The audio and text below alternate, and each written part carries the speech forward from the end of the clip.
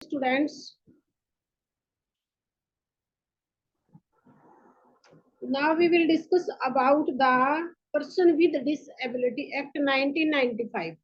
इससे पहले बेटा हमने हमारी जो NP 1986 है, कोठारी कमीशन था हमारा, या फिर माध्यमिक शिक्षा आयोग था, बहुत सारे आयोग जिन्होंने हमारे पर्सन विद डिसेबिलिटी यानी कि जो भी दृष्टि बाधित है या श्रवण बाधित है या फिर हमारे अपंग बच्चे हैं, उनके ऊपर हमारी गवर्नमेंट ने कौन कौन से ऐसे प्रोविजन रखे उनके विकास के लिए, उनकी शिक्षा के लिए, उनको आगे बढ़ाने के लिए। तो उसके ऊपर हमने डिस्कस किया था कि कैसे किस तरह की उन्हें एजुकेशन देनी चाहिए, वोकेशनल एजुकेशन देनी चाहिए या हैंड एंड क्राफ्ट का काम सिखाना चाहिए, उनके टीचर कैसे होने चाहिए, ट्रेन टीचर होने चाहिए, स्पेशल टीचर होने चाहिए, उनके लिए जो मतलब मटेरियल वगैरह है वो किस तरह का होना चाहिए, वो उनकी डिसेबिलिटी के अकॉर्डिंग। तो इस तरह से हर कमीशन ने उन बच्चों के लिए कुछ ना कुछ प्रावधान किए, और उन प्रावधानों को ध्यान में रखते हुए हमने जो हमारी आज की जो क्लास है उसमें हम देखते हैं कि अब इसके बाद जो हमारी 1992 वाली जो पॉलिसी बनी, रामामूर्ति जो कमेटी बनी, तो उसमें पर्सन विद डिसेबिलिटी एक्ट 90 पास हुआ। ठीक है, ये कौन सा एक्ट है? Person with disability. यानी कि इसमें क्या था, ये अगस्त 1995 में ये पास हुआ। इसके बाद क्या हुआ कि 1995 में ही हमारे देश में बहुत सारे ऐसे विकलांगों के लिए या फिर ब्लाइंड जो बच्चे हैं उनके लिए बहुत सारे केंद्र खोले गए।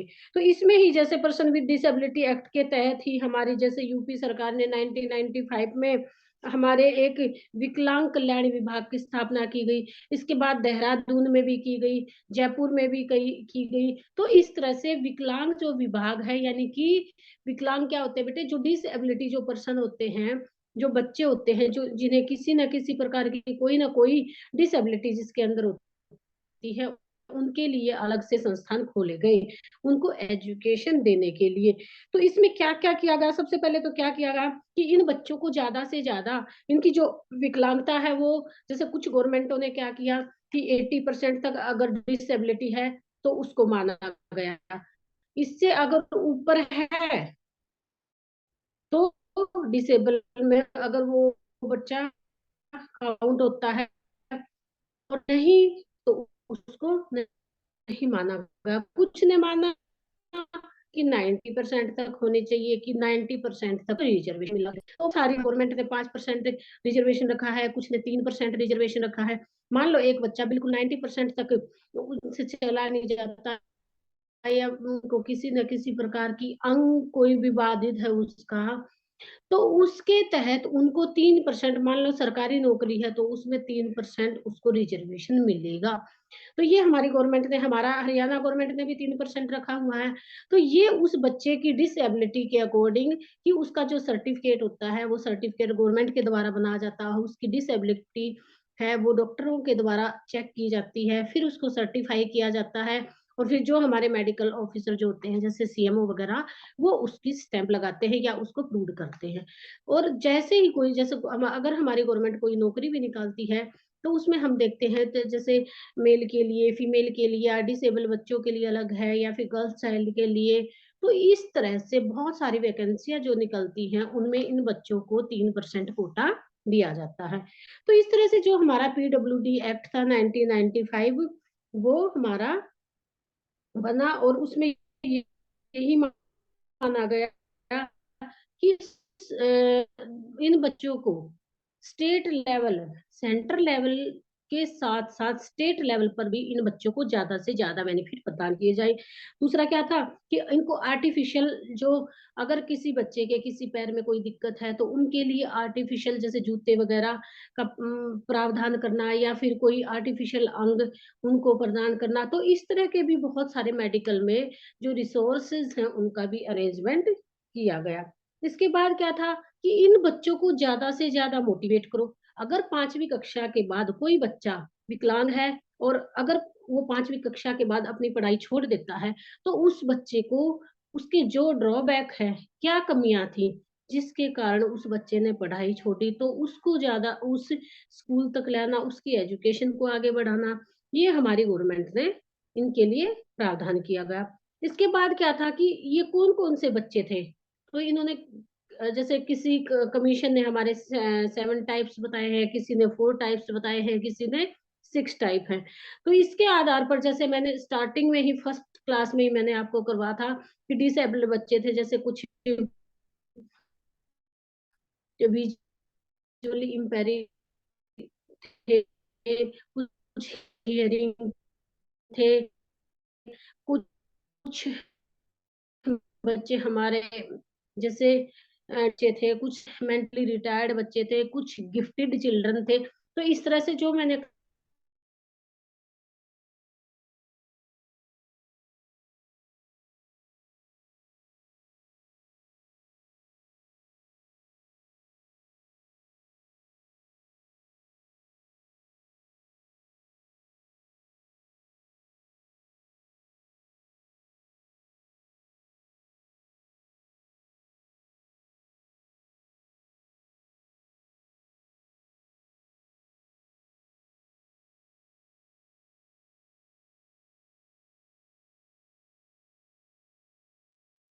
तो उनकी जो फिजिकल जो हैंडीकैप थे बच्चे, उसको ध्यान में रखते हुए कि उनकी डिसएबिलिटी कितनी है, 60% है, 70% है, या बिल्कुल ही 90% है। मान लो जैसे कोई भी बच्चा है, अगर उसको वो फिजिकली हैंडीकैप्ट है, जैसे बिल्कुल ही वो पैर पे हाथ रख के चलता है, या फिर वो झुक के चलता है, या बैसाखी वगैरह के सहारे चलता है, तो उसकी वो डिसएबिलिटी 90% तक काउंट की गई।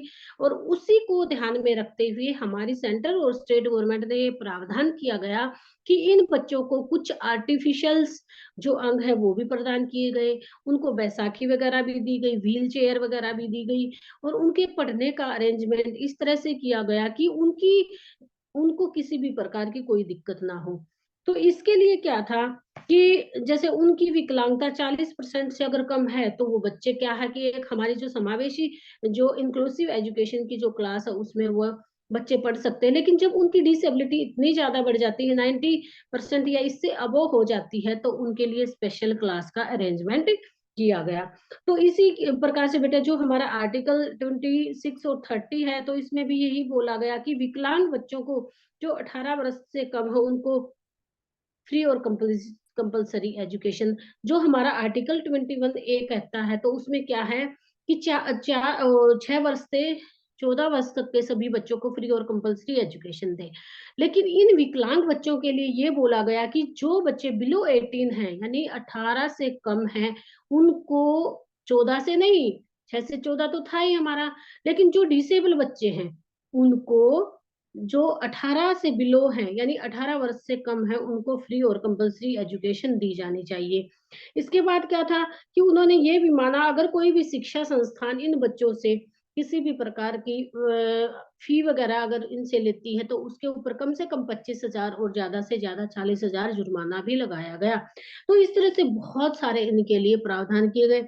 इसके बाद ये बोला गया कि इनके लिए अगर कोई भवन यानी हाउस जो लोन है, उसकी जो इंस्टॉलमेंट है वो भी उनकी कम की गई, उनके ऊपर जो इंटरेस्ट लगता है वो भी कम किया गया। उनको अगर कोई बच्चा किसी भी प्रकार, कोई डिसेबल पर्सन है, अगर वो कोई दुकान वगैरह खोलना चाहता है, तो उसके लिए भी लोन का प्रावधान किया गया, लेकिन उसकी जो इंटरेस्ट है उस लोन के ऊपर, वो भी बिल्कुल ही ना के बराबर रखा गया। तो इस तरह से हमारी राज्य सरकार और हमारी केंद्र सरकार ने इन विकलांग बच्चों के लिए, डिसेबल बच्चों के लिए इस पीडब्ल्यूडी एक्ट के तहत ये सारे क्या समाधान किए गए, ये सारी योजना इनके लिए बनाई गई। इसके बाद क्या था कि बेटे सरकार ने, जैसे बेरोजगार मैंने अभी बताया था कि इन बच्चों के लिए के रोजगार के लिए अलग से सीटें रखी गई। ये नहीं कि इनको जो जनरल बच्चे हैं उन्हीं में कंसिडर नहीं किया गया, बल्कि इनके लिए अलग से सीटें इसमें हमारे यहाँ पे रिजर्व रखी गई। रिजर्वेशन की जो प्रणाली है उसके तहत 3%, 4%, जितना भी है वो स्टेट वाइज अलग अलग डिसाइड किया गया। इसके बाद क्या था कि इन बालकों के लिए, इन इन जो ये जो बच्चे हैं, इन में जो एजुकेशन का जो लेवल है वो अगर फीबल माइंडेड बच्चा है, उसका लेवल तो कम ही होगा, मेंटली रिटायर्ड अगर बच्चा है, तो उसके अकॉर्डिंग उसको कौन सा काम सूट करता है, वो अपनी चॉइस से हम उसको दे सकते हैं। तो उसी प्रकार से जैसे माध्यमिक और उच्च शिक्षा संस्थानों में बाधित बालकों को शिक्षा देने के लिए, कि जैसे ब्लाइंड बच्चों के लिए भी इस तरह की, जैसे है जो हमारी ब्रेल लिपि है, उसके तहत उनको उसी तरह की जो क्राफ्ट है, उसी में लिखना, किस तरह से लिखना है, किस तरह से पढ़ना है, वो सारी सुविधाएं हमारी सरकार ने दी। अब इसके लिए अलग अलग जो संस्थान खोले गए, जैसे कलकत्ता में था, मुंबई में था, जयपुर में था, महाराष्ट्र में, तो देहरादून में, तो उन वहां पे बिल्कुल स्पेशल ही इनके लिए इंस्टीट्यूट खोले गए और इन्हीं बच्चों को ये एजुकेशन दी गई। इसके बाद था बेटा rehabilitation council of India, RCI 1992। RCI यानी कि रिहेबिटेशन काउंसिल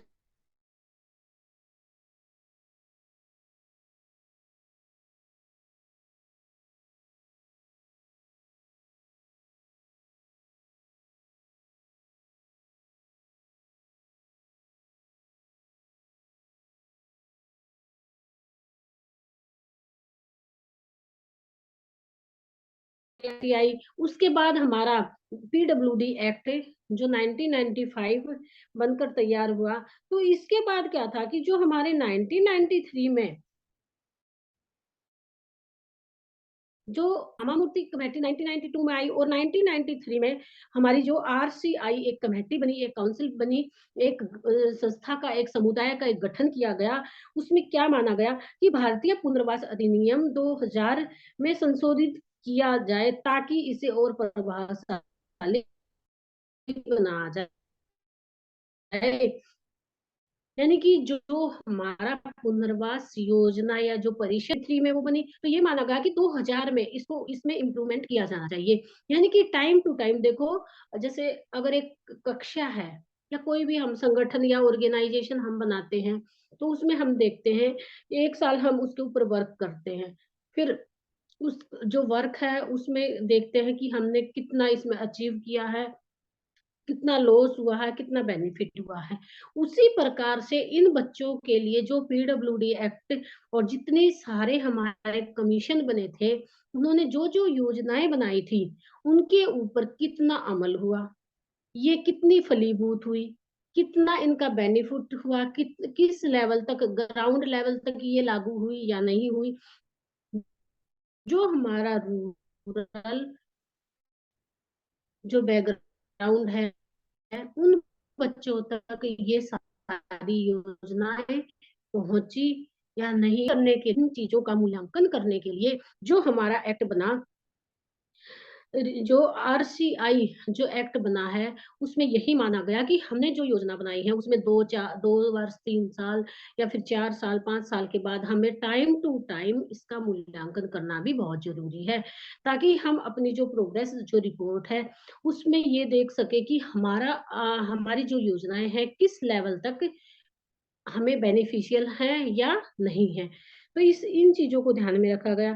तो इसमें क्या क्या किया गया, इसमें सबसे पहले क्या था कि डिसेबल जो बच्चों के लिए है, उनके लिए बहुत सारी नीतियां बनाई गई, बहुत सारे कार्यक्रम बनाए गए।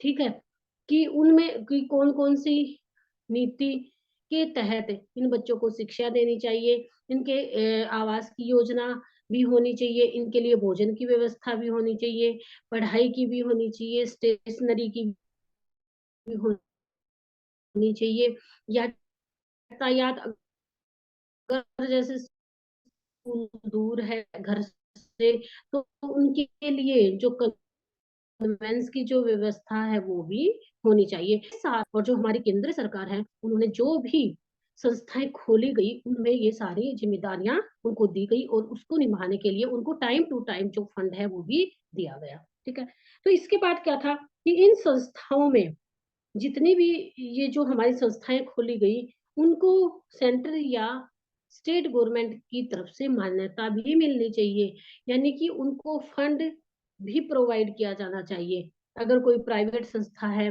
जैसे NGO वगैरह भी चलते हैं, तो उनमें भी अगर हमारी सेंट्रल या स्टेट गवर्नमेंट की तरफ से उनको फंड प्रोवाइड किया जाना चाहिए।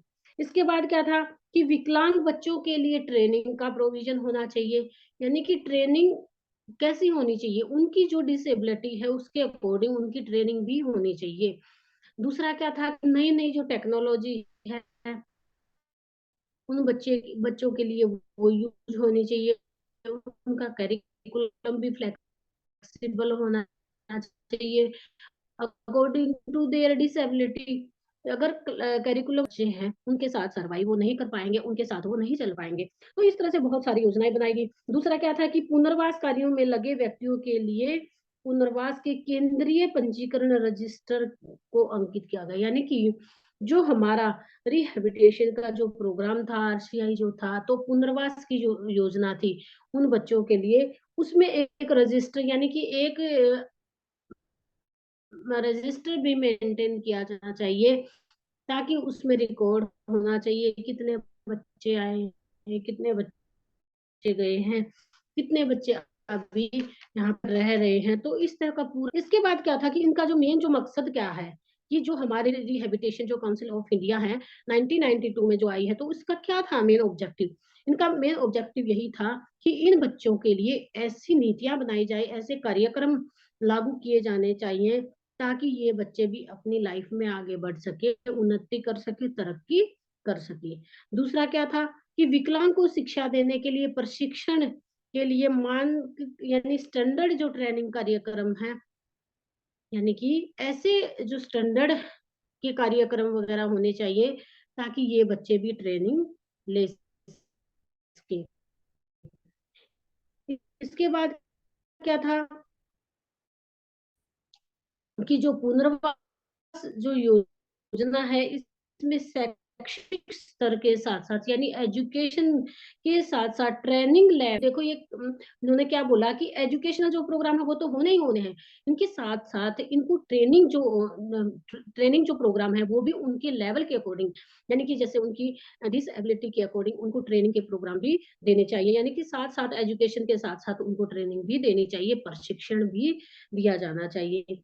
इसके बाद क्या थी कि विकलांगों के पुनर्वास के लिए विभिन्न क्षेत्रों में चलने वाली डिग्री है, डिप्लोमा है, सर्टिफिकेट है या कोर्सेज हैं, उनके लिए संस्थानों और विश्वविद्यालयों को मान्यता प्राप्त करना, यानी कि जो हमने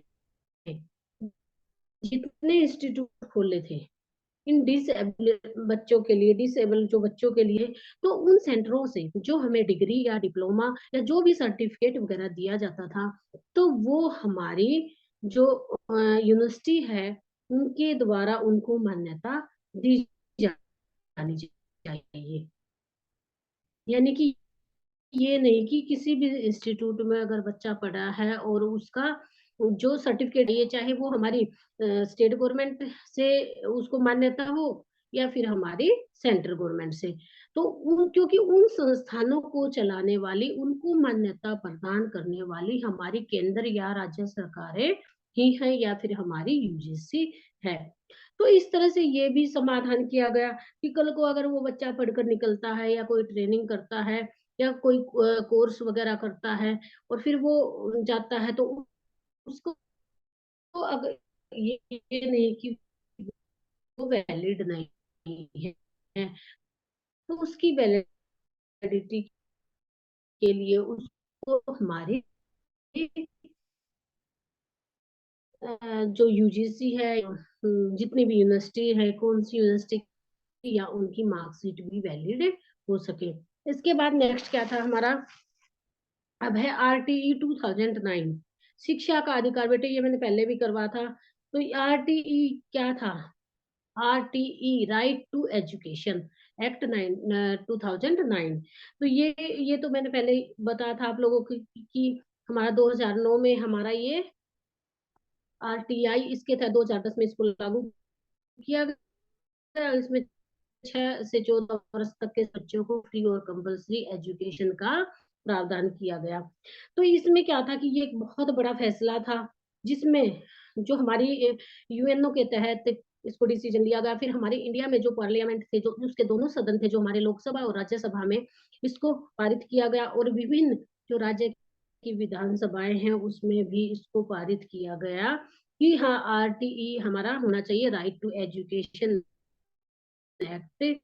तो इसमें क्या हुआ कि 2002 में 86वां जो संविधान संशोधन हुआ, उसमें 7 तक के विधेयक दो सदनों में पारित हुआ। कि सबसे पहले इस पे काम तो स्टार्ट हो चुका था पहले 1993, जब हमारा सर्व शिक्षा 95 में। उसके बाद धीरे धीरे क्या हुआ कि 2002 में एक हमारा संविधान संशोधन हुआ, यानी कि जो हमारा जो संविधान था उसमें एक चेंजमेंट हुआ, वो था 86वां, यानी कि 86वां संविधान संशोधन। तो उसमें ये डिसीजन लिया गया कि हमारा कोई ना कोई इस तरह का एक्ट या कोई ना कोई इस तरह का कानून पास होना चाहिए जिसमें सभी बच्चों के लिए एजुकेशन का प्रावधान हो। तो ये जाकर हमारा 2009 में ये बना आरटीई। तो इसमें भी वही है बेटा सारा का सारा कि हमारे जो जितने भी फ्री और कंपलसरी एजुकेशन 6 से 14 वर्ष तक के बच्चों के लिए, ठीक है। दूसरा क्या है, तीन अगर 3 किलोमीटर का दायरा है उसमें, या एक सीनियर सेकेंडरी, या फिर 1 किलोमीटर के दायरे में हमारा एक प्राइवेट स्कूल अवश्य ही होना चाहिए।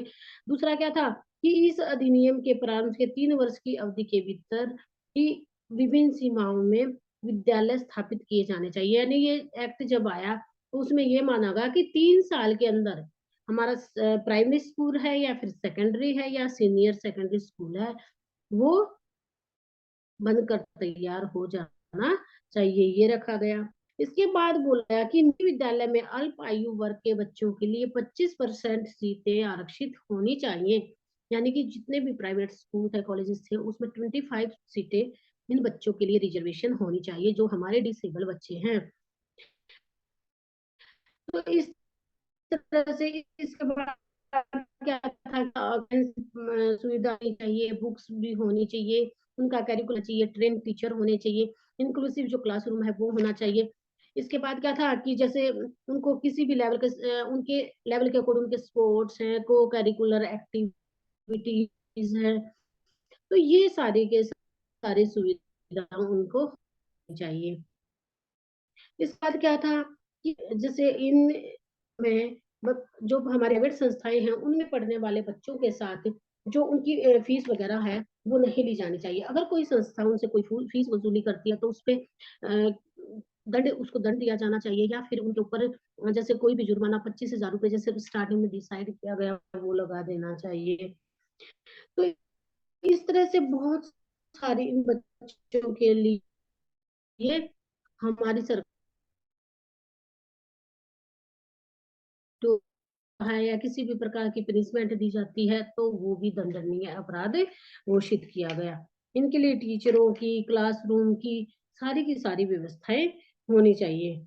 दूसरा क्या था कि जो हमारी आर्टिकल 31 है, इसमें भी ये माना गया कि इस अधिनियम के तहत बालक के अधिकार के संबंध में उनको स्थानीय प्राधिकारी से ये अपनी लिखित रिपोर्ट भी दे सकते हैं। यानी कि इन बच्चों के साथ अगर कोई भी प्रकार की, किसी भी प्रकार को इनको इनको पनिशमेंट दिया जाता है, और पनिशमेंट के साथ अगर इनके साथ कोई आर्टिकल 31 के तहत किसी भी शिक्षा खंड अधिकारी को, यानी कि ब्लॉक लेवल पे, स्टेट लेवल पे, सेंट्रल लेवल पे अपनी लिखित में अपनी कंप्लेंट वो दे सकते हैं। तो ये भी कानून बना गया ताकि इनके अधिकारों का हनन ना हो सके। इसके बाद क्या था कि समावेशी शिक्षा के संदर्भ में जो राष्ट्रीय शिक्षा नीति 2006 ने क्या प्रावधान किया गया बेटा। हमारा एक एनसीएफ आया था, नेशनल करिकुलम फ्रेमवर्क 2005 में। उसके बाद हमारी एक शिक्षा नीति 2006 में पारित हुई। तो इसमें एस भर्ती बच्चों के लिए, यानी कि डिसेबल बच्चों के लिए इस शिक्षा नीति ने क्या प्रावधान किए। तो क्वेश्चन ये 16 मार्क्स में भी आ सकता है बेटा। तो इसमें क्या किया, सबसे पहले क्या था कि देखो ये तो पहले ही हो चुका है, जैसे पीडब्ल्यूडी एक्ट हमारा बना था, ये RCI rehabilitation council of India 1992 में बनकर तैयार हुई, आरटीई 2009 में बनकर तैयार हुआ। तो ये सारे हमारे जो रिकमेंडेशन थी इन कमेटियों की, इन कमीशनों की, वो तो हमारे सामने है ही है। लेकिन जो हमारे 2006 वाली जो पॉलिसी है उसमें क्या बोला गया पे यही माना गया बेटा कि 2000 जनगणना हुई थी, ठीक है। तो इसमें क्या हुआ था कि हमारे 55% विकलांग बच्चे हमारे अनपढ़ मिले थे, यानी कि बिल्कुल ही इलिटरेट वो बच्चे या वो पर्सन थे। कितने? 55%। आप देखो, अगर 300 डिसेबल बच्चे हैं तो उनमें से कम 60 बच्चे अनपढ़ थे, यानी कि सिर्फ 35 बच्चे ही स्कूल तक जाते थे या उनको थोड़ा बहुत पढ़ते थे, 35 या 40 के बीच में, ठीक है। और 50 और 55 के बीच में बच्चे स्कूल तक नहीं एजुकेशन ले पाते थे। तो ये पाया।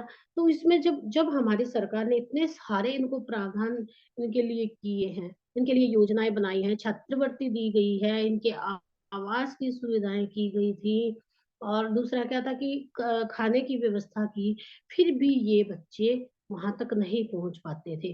तो ये हमारे एक सर्वे में, एक रिपोर्ट में आया हमारे सामने, जो जनगणना हुई 2001 में। तो इसके लिए जो समावेशी शिक्षा के माध्यम से सामान्य शिक्षा प्रणाली की मुख्य धारा में लाए जाने की आवश्यकता है, यानी कि समावेशी शिक्षा के तहत इनको भी इस मुख्य धारा में लाना जरूरी था। यानी कि इनको भी जो इंक्लूसिव जो एजुकेशन है वो प्रदान की जानी, उनके जो बच्चे हैं उनको स्कूल तक 100% जो एनरोलमेंट है उनका होना बहुत जरूरी था। तो ये हमारी सरकार ने प्रावधान रख किया। इसके बाद 2010 तक 8 वर्ष की प्राथमिक शिक्षा, जो मैंने पहले भी बताया था बेटा, 6 से 14 वर्ष तक के लिए फ्री और कंपलसरी एजुकेशन थी। 15 से 18 वर्ष के विकलांग बच्चों के लिए एकीकृत शिक्षा योजना आईईडीसी के अंतर्गत निःशुल्क शिक्षा दी गई। मैंने पहले भी बताया था कि बिलो 18, यानी कि 6 से 14 वर्ष तक तो सभी के लिए फ्री और कंपलसरी एजुकेशन है, चाहे वो डिसेबल बच्चे हैं या सिंपल बच्चे हैं, सामान्य बच्चे हैं। और जो हमारे डिसेबल बच्चे हैं वो बिलो 18, यानी कि वो हमारे 18 वर्ष तक की आयु के जितने भी हमारे डिसेबल बच्चे हैं उनको फ्री एजुकेशन का समाधान हमारे यहाँ पे किया गया। इसके बाद क्या था कि इनको स्कॉलरशिप दी जाए भारत सरकार द्वारा, यानी कि जो इंडियन गवर्नमेंट थी उसके तहत जो जितने भी डिसेबल बच्चे थे उनको स्कॉलरशिप दी जाती है। अब भी आते हैं बेटा बच्चों की, डिसेबल बच्चों की जो स्कॉलरशिप है वो अब भी आती है। इसके बाद क्या था कि इनको छात्रवृत्तियों के तहत इनके जो कॉलेजेस हैं, स्कूल हैं, चाहे वो हमारा प्राथमिक स्तर पर है, माध्यमिक स्तर पर या फिर उच्च माध्यमिक लेवल पर, जो भी एजुकेशन की संस्थाएं हैं उनमें नई नई टेक्नोलॉजी का यूज होना चाहिए उनके लिए, जैसे कंप्यूटर वगैरह की व्यवस्था होनी चाहिए। तो उनकी जो डिसेबिलिटी है, अगर ब्लाइंड है तो उनके लिए किस तरह की लिपि में, कौन किस तरह की जो हमारी ब्रेन लिपि है उसमें उनकी बुक्स वगैरह होनी चाहिए, उनके इंस्ट्रूमेंट ऐसे होने चाहिए कि वो बच्चा अपनी डिसेबिलिटी के अकॉर्डिंग भी वो भी पढ़ सके। तो ये समाधान किया गया। दूसरा क्या था कि इनको को करिकुलर एक्टिविटियों में भी इन बच्चों को पार्टिसिपेट किया जाना चाहिए। फिर था स्किल एजुकेशन, यानी कि इनको कौशल की का ज्ञान भी होना चाहिए, यानी कि एक सिर्फ बुक्स नॉलेज, एक एकेडमिक नॉलेज ना दे के इनको, इन बच्चों को क्या देना चाहिए? स्किल, यानी कि कौशल, विभिन्न कौशलों का भी ज्ञान इनको होना चाहिए। इसके बाद क्या था कि जो ईडी की जो योजना थी इसके तहत जो हमारी फ्री बुक्स है, फ्री स्टेशनरी है, फ्री कन्वेंस है, फ्री इनको, ठीक है, हॉस्टल की व्यवस्था थी, या फिर जो हमारी को करिकुलर एक्टिविटी में जो भी सामान वगैरह की जरूरत है वो भी फ्री प्रदान किया गया। तो इनके रोजगार की व्यवस्था की गई, इनके निवास के लिए, इनके रहने की व्यवस्था की गई। तो ये हमारी 2000 वाली पॉलिसी में किया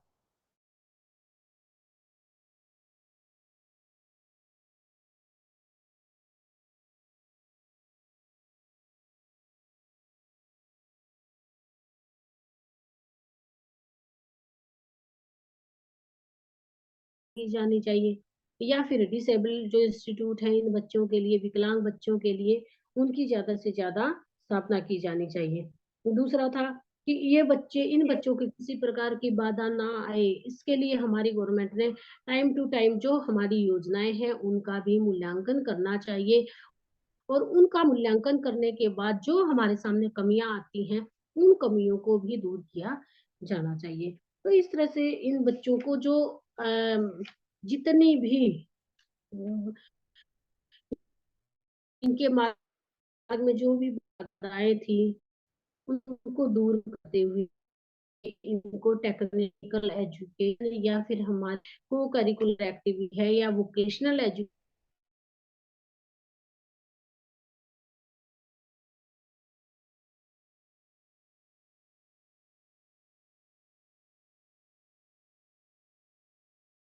उनका क्या योगदान है इन बच्चों के लिए।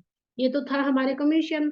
अब और संस्थाएं हैं जैसे भारतीय पुनर्वास परियोजना जो रिहैबिटेशन जो एक्ट था 1993 वाला, उसमें जो योजनाएं बताई। इसके बाद क्या था कि जो हमारी असमर्थ बच्चों के लिए जो विभिन्न ऑर्गेनाइजेशन है, जो विभिन्न संगठन है, जैसे इनमें क्या था कि जैसे National Institute for Visual Handicapped in Dehradun, तो ये क्या था कि ये जैसे मैंने बताया था कि बेटा इन बच्चों के लिए बहुत सारे संगठनों की योजना संगठन बनाए गए, बहुत सारे इंस्टीट्यूट खोले गए, बहुत सारी ऑर्गेनाइजेशनों की स्थापना की गई।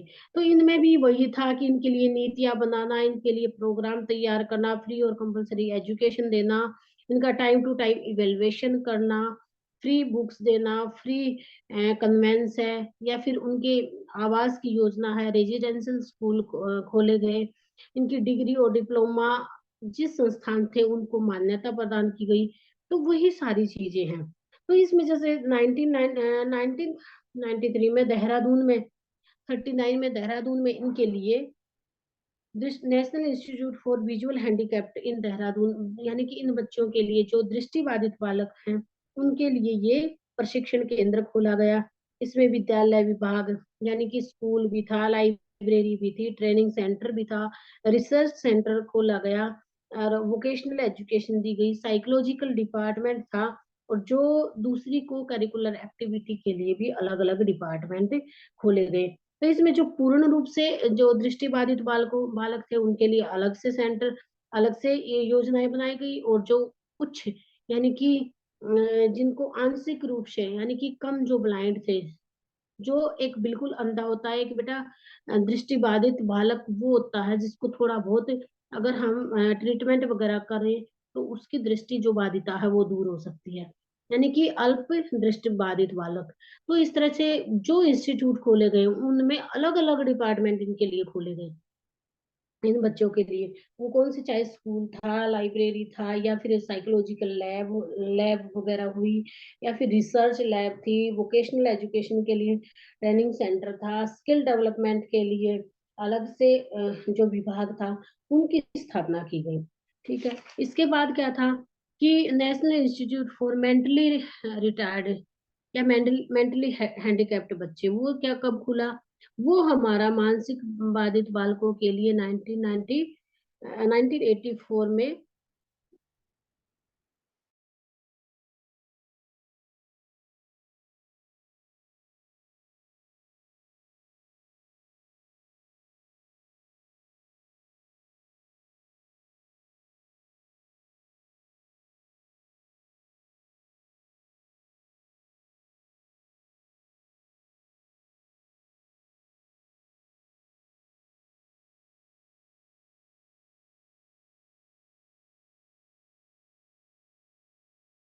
इस बाधित बालकों के लिए अध्यापक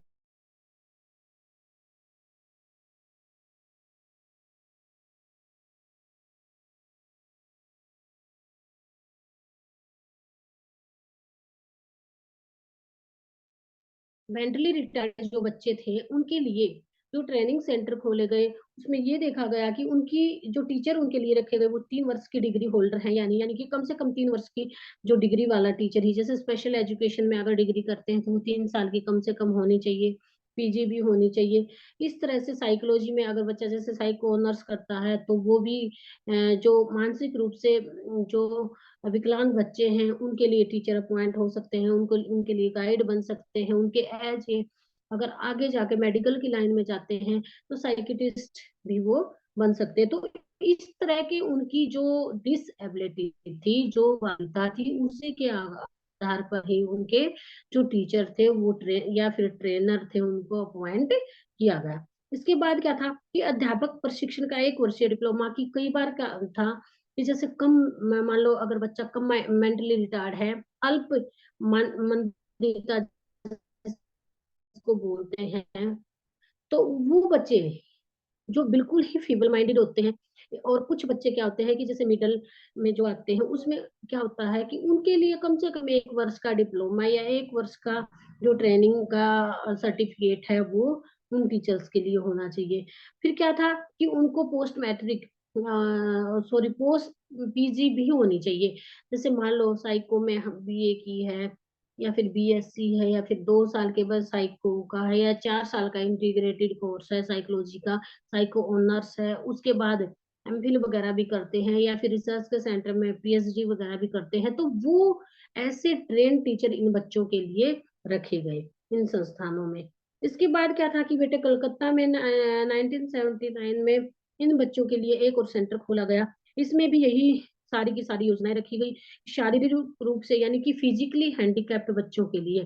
फिजिकली हैंडीकैप्ड बच्चों के लिए 1979 में कलकत्ता में एक ट्रेनिंग सेंटर खोला गया। इसमें क्या था कि जितने भी फिजिकली हैंडीकैप्ड बच्चे थे, चाहे वो ब्लाइंड थे या फिर हियरिंग थे या फिर फिजिकली हैंडीकैप्ड थे, हाथ की, पैर की, या फिर फिजिकल कोई भी प्रॉब्लम उन बच्चों के लिए थी, तो उन बच्चों के लिए भी एक सेंटर खोला गया, उन बच्चों का वहां पे एडमिशन लिया गया। इसके बाद था अली यावर जंग राष्ट्रीय श्रवण बाधित संस्थान। ये अली यारावर कहाँ है बेटा? ये कई बार है ना सीटेट और उसके एस्टेट के पेपर में आता है 1 नंबर का कि अली यावर जंग नेशनल इंस्टीट्यूट ऑफ हियरिंग, ये कहाँ पे है? तो ये है हमारा मुंबई में, ये भी 78 में खुला गया। ये सबसे पहले यही खुला था श्रवण बाधित वालों के लिए। हाँ, तो इसमें भी यही था कि उनकी बाधिता, हैदराबाद में एक ट्रेनिंग सेंटर खोला गया इसके बाद इन बच्चों के लिए, और को ट्रेनिंग के लिए दी गई। यानी कि श्रवण बाधित बालकों के लिए शिक्षण हेतु अध्यापकों को, चाहे वो बीएससी बीएड है या बीएड है या डी यानी जेबीटी है, क्योंकि ट्रेन टीचर कौन हुए, या तो डीएलएड वाले, डीएलएड, तो को भी स्पेशल एजुकेशन में डिग्री या डिप्लोमा होना बहुत जरूरी था। तो इसके लिए उनको ट्रेनिंग दी गई। जैसे आप लोगों की अभी सेकेंड ईयर में ट्रेनिंग होती है, टीचिंग ट्रेनिंग जो होगी वो क्या है, जनरल ट्रेनिंग है, लेकिन इन बच्चों के लिए पढ़ाते हैं, उनको ऑब्जर्व करते हैं, मतलब time to time lesson lesson plan वगैरह बनाते हैं, किस तरह से किस बच्चों को पढ़ाना है, वो सारी ट्रेनिंग उनकी जो डिसेबिलिटी है उसके अकॉर्डिंग। जैसे ब्लाइंड बच्चा है तो उसको किस तरह से पढ़ाना है, अगर किसी बच्चे को देता है बच्चों को समझाना, तो वो टेक्निक हमारी सारी की सारी स्पेशल जो स्कूल है या स्पेशल जो क्लासेज है उनमें सिखाई जाती है। इसके बाद था बेटा कंपोजिट रीजनल सेंटर थे, यानी कि सी लेवल पर। ठीक है, तो इसके बाद क्या था कि नॉन वॉलेंट्री गवर्नमेंट ऑर्गेनाइजेशन, कुछ ऐसी भी जैसे एनजीओ वगैरह भी थे, जैसे महावीर विकलांग केंद्र जयपुर है, एक चंडीगढ़ में है, हैदराबाद में है, तो ये भी बहुत सारी ऐसी संस्थाएं थी जिन्होंने इन बच्चों को एजुकेशन देने के लिए ये भी ऑर्गेनाइजेशन आगे आई। तो ये था आज का हमारा टॉपिक, यानी सेकंड यूनिट आप लोगों की पूरी की पूरी कंप्लीट हुई। पहले सारी हमारे जो कमीशन वगैरह थे वो थे, इसके बाद हमारा आरसीआई था, या फिर पीडब्ल्यूडी एक्ट था, या 2006 वाली पॉलिसी है, या फिर जो हमारे रीजनल सेंटर थे वो वॉलंटरी सेंटर थे। उन्होंने इन बच्चों के लिए जो पर्सन डिसेबिलिटी है, या फिर अर्थ बालक जिनको बोला जाता है, या विकलांग बालक भी इनको बोल सकते हैं हम, तो उनके लिए हमारी योजनाएं बनाई। और इन योजनाओं के लिए कहाँ से फंड आता था? सेंट्रल गवर्नमेंट फंड प्रोवाइड करती है या स्टेट गवर्नमेंट देती है। उनके लिए टीचर कैसे होने चाहिए? ट्रेन टीचर होने चाहिए, चाहे वो बीएड है या डीएलएड है या जेबीटी जिसको बोलते हैं, वो होनी चाहिए। 1 ईयर डिप्लोमा, 3 ईयर डिप्लोमा, या फिर पीजी क्लासेज, उनको डिग्री होनी चाहिए। दूसरा क्या था कि इनको एकेडमिक्स के साथ साथ हमारे ट्रेनिंग सेंटर भी होने चाहिए, ताकि इन बच्चों को ट्रेनिंग दी जाए। स्किल डेवलपमेंट का भी प्रावधान होना चाहिए। तो इस तरह से बहुत सारी योजनाएं हमारी सरकार ने इन बच्चों के लिए बनाई। अब ये बेटे सेकंड यूनिट आप लोगों की आज खत्म हो चुकी है। किसी को कुछ पूछना है तो पूछ सकते हैं। Ma'am long question